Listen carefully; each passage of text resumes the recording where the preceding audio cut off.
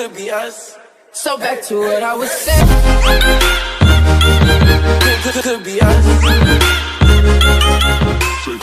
పొగ తాగటం, మద్యం సేవించటం ఆరోగ్యానికి హానికరం. Smoking and drinking injurious to health. Good morning all of you. మన ప్రియ మిత్రులు, మనకు అంతంత ఆత్మీయులు, మన సంఘ సభ్యులు అయినటువంటి పద్మరావు గారు పదవి విరమణ సందర్భంగా ఆయన గురించి మన సంఘ కాపరి గారు కొద్దిగా చెప్పారు. ఫుల్ డీటెయిల్స్ నేను చెప్తాను, ఎందుకంటే గుర్తుండదు కాబట్టి రాసుకొచ్చాను. శ్రీ ముద్దం పద్మరావు గారు ఆదిలాబాద్ ఉమ్మడి జిల్లాలో, అంటే ప్రస్తుతం మంచిర్యాల జిల్లాకు సంబంధించిన దండపల్లి మండల్ దండపల్లి గ్రామంలో క్రీస్తుదాసు మీనాక్షి పుణ్య దంపతులకు జన్మించారు. రెండవ సంతానంగా. వీరి జన్మదినం కూడా ఒక ప్రత్యేకమైనది.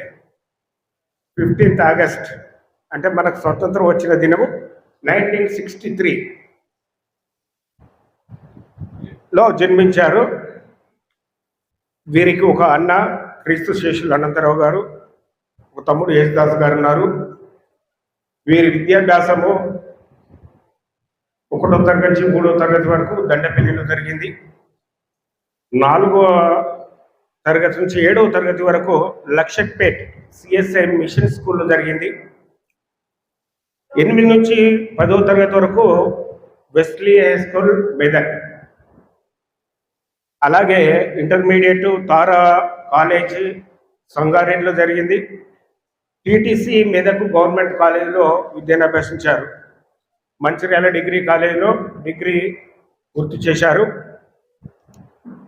ఇక మరి పద్మరావు గారి ప్రస్థానంలో ఉద్యోగ ప్రస్థానం జనవరి 25, 1984 జనవరి 25, 1984 హెచ్జిటిగా ఈయన ఉద్యోగ ప్రస్థానం ప్రారంభించారు. అలాగే పద్మరావు గారి జీవితంలో ఒక ముఖ్యమైన ఘట్టం వివాహము. వీరి వివాహము ఉద్యోగం పురుష లక్షణం ఉండగా ఉద్యోగం వచ్చినందునే పద్మరావు గారు లగ్నం చేసుకున్నట్టు కూడా తెలుస్తుంది. వీరి వివాహము 31 మే 1985. 84లో ఉద్యోగం వచ్చింది, 85లో వివాహము జరిగింది. వీరి సతీమణి పేరు శ్రీమతి విజయలత గారు. అలాగే దేవుడు వీరిని ఆశీర్వదించి సంతానంగా 3 ప్రసాదించారు. ఒక అమ్మాయి, 2 అబ్బాయిలు. అమ్మాయి పేరు ఏంజెల్. ఈ అమ్మాయికి ఏంజెల్ గారికి ఎర్ర యుగంధర్ గారితో వివాహం జరిగింది. దేవుడు వారిని ఆశీర్వదించి 2 మనవరాళ్ళను, అంటే పద్మరావు గారికి అదనపు ప్రమోషన్, తాత ప్రమోషన్ వచ్చింది కూతురు ద్వారా. తర్వాత క్రాంతి కుమార్ రమ్య దంపతులకు హితీక్ష వర్షిణి కుమార్తె జన్మించారు. ఇంకో కుమారుడు రాకేష్ రోషన్ ఉద్యోగ ప్రయత్నంలో ఉన్నట్లు తెలిసింది. ఇది వీరి కుటుంబ ప్రస్థానము. 41 సంవత్సరాల సుదీర్ఘమైన ఉద్యోగ ప్రస్థానంలో ఎన్నో ఒడిదుడుకులు, ఎన్నో విజయాలు, ఎన్నో ఇబ్బందులు, ఏది ఏమైనప్పటికీ చాలా అద్భుతమైన రీతిలో దాదాపు ఈయన ఉద్యోగ ప్రస్థానం అంతా మన ఉమ్మడి ఆదిలాబాద్ జిల్లాలోనే జరిగింది. వీరి ద్వారా ఈ 41 సంవత్సరాల ఉద్యోగ ప్రస్థానంలో కొన్ని వేల మంది విద్యార్థులకు విద్యాబోధన చేసి వారిని సన్మార్గంలో నడిపించి వారి భవిష్యత్తుకు బంగారు పాటలు వేసి ఇప్పటి వరకు ఆయన ద్వారా విద్యను అభ్యసించిన వారిలో చాలామంది ఉన్నతమైన స్థాయిలో ఉజ్వలమైన భవిష్యత్తుతో వారు విద్యాభ్యాసం చేస్తూ ఉద్యోగాలు నిర్వర్తిస్తున్నట్టుగా కూడా తెలిసింది.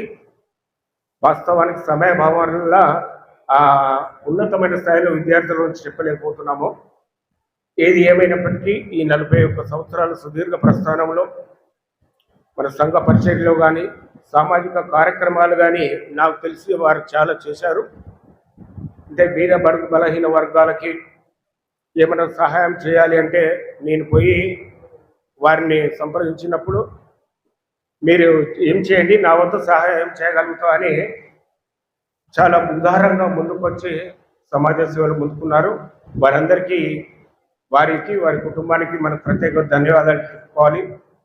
ఎందుకంటే ఉద్యోగ ప్రస్థానం ముగిసిన తర్వాత దాదాపు ఏం చేయాలి అని అందరూ ఆశిస్తుంటారు, ఆలోచిస్తుంటారు, భయపడుతుంటారు. ఈ సమయంలో మరి పద్మారావు గారిని సంప్రదించినప్పుడు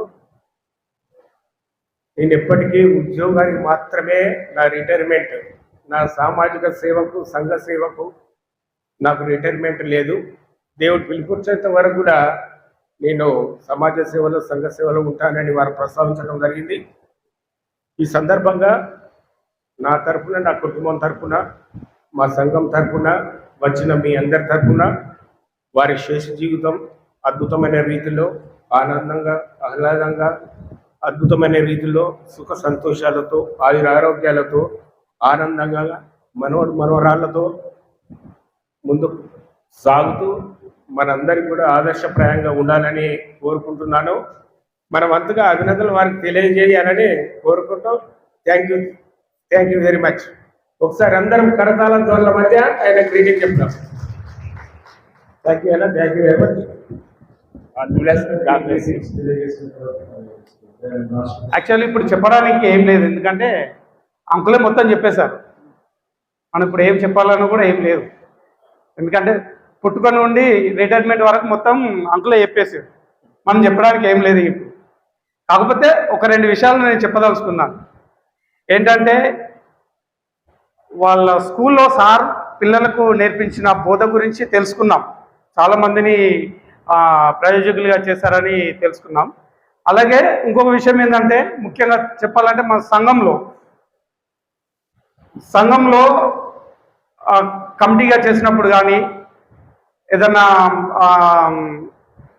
మన క్రిస్మస్ టైంలో క్యారల్స్కి వెళ్ళే సమయంలో కానీ, తర్వాత భజనల టైంలో కానీ అసలు సార్ పాటలు పాడితే మామూలుగా ఉండదు. ఇక ఎట్లా అంటే చిన్న పిల్లల్లాగానే స్టార్ట్ చేస్తారు. ఏంటి మీరు పాడట్లేదు, నేను పాడుతున్నా మీరు పాడట్లేదు ఏంటి అన్నట్టుగా పాడతారు. అంత హుషారుగా పాడుతూ ఉంటారు. చాలా ఆనందం అనిపిస్తుంది నాకు. ఎందుకనంటే తనని మేము అందుకోలేము, గొంతు కూడా అంత పెద్దగా లేస్తుంది. చాలా బాగా అనిపిస్తుంది, ఎందుకంటే పాటలు అంత స్పీడ్గా పాడుతూ ఉంటారు, మంచి పెద్ద గొంతుతో పాడుతూ ఉంటారు. చాలా సంతోషం అనిపిస్తుంది. అలాగే సార్ ఈ మొత్తం ఆఫ్టర్ రిటైర్మెంట్ మొత్తం దేవుని సేవలో గడపాలని కోరుకుంటున్నాం. ఈ విధంగా రిటైర్ అవుతున్నప్పుడు చింత అనేది కొంత ఉంటుంది.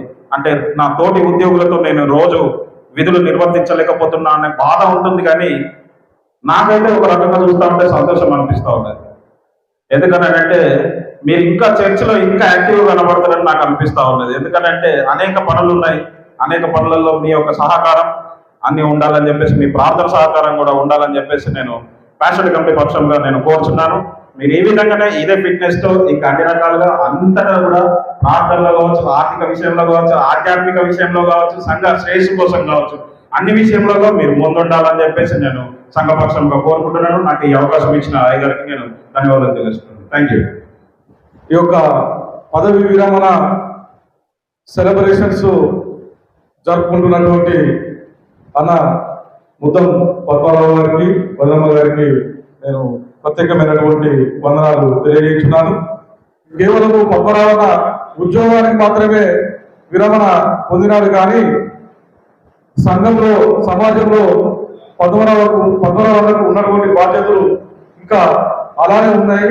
మరి ఏ రోజు కూడా వాటిని విస్మరించకుండా సంఘానికి కానీ సమాజానికి కానీ అదే రీతిలో ఈ దినము మొదలుకొని మరి అన్న మరి అన్ని రకాలుగా ఉపయోగపడాలని నేను ఈ సందర్భంగా కోరుకుంటూ, మరి విచ్చేసినటువంటి సంఘమందరికి, బంధువులకు, మిత్రులకు, శ్రేయోభిలాషులకు, మరి అదేవిధంగా ఉద్యోగ విరమణ పొందినటువంటి పద్మరావు కుటుంబానికి నేను ప్రత్యేకమైనటువంటి ధన్యవాదాలు తెలియజేసుకుంటూ సమయం ఇచ్చిన అయ్యగారికి వందనాలు తెలియజేసుకుంటాను. Thank you. పదవి విరమణ పొందినటువంటి పద్మరావు సార్ గారికి, మేడం గారికి శుభాకాంక్షలు. సారు ఇంకా తన భావి జీవితాన్ని ఆరోగ్యాలతో ఉంటూ మరిన్ని మంచి పనుల్లో పాల్గొంటూ ఉండాలని కోరుకుంటూ నాకు అవకాశం ఇచ్చినటువంటి వాళ్ళందరికీ కృతజ్ఞతలు తెలియజేస్తున్నాను. Thank you. మా ఉపాధ్యాయ బృందం తరఫున పదవి విరమణ శుభాకాంక్షలు తెలియజేస్తూ ఈ అవకాశం ఇచ్చినటువంటి అందరూ కూడా థ్యాంక్ యూ అన్నా. చక్కగా గ్రీటింగ్స్ తెలియజేసినటువంటి సార్ గారికి కుటుంబం అతని పక్షమున వందనాలు తెలియజేస్తున్నాను. నా పేరు ముద్దం వినోద్ కుమార్. అయితే ఈ సందర్భంలో అందరూ మా నాన్న యొక్క సుగుణాల గురించి చెప్తున్నారు. అంతకంటే గొప్ప సుగుణం అయితే ఇంకోటి నేను మా నాన్న దగ్గర గమనించాను. ఏంటంటే డెడికేషన్ గురించి మా నాన్న దగ్గర నేను చిన్నప్పటి నుంచి వెళ్ళి చూస్తున్నాను. ఆయన చూసేదే నేను నేర్చుకున్నాను డెడికేషన్. అంతేకాకుండా ప్రేమ, ఆయన ప్రేమిస్తే విపరీతంగా ప్రేమిస్తాడు ఎవరినైనా. ఇంకో విషయం ఏంటంటే స్నేహం, ఆయనతో స్నేహం చేస్తే అసలు ఎవరు కూడా కంప్లీట్గా మర్చిపోరు.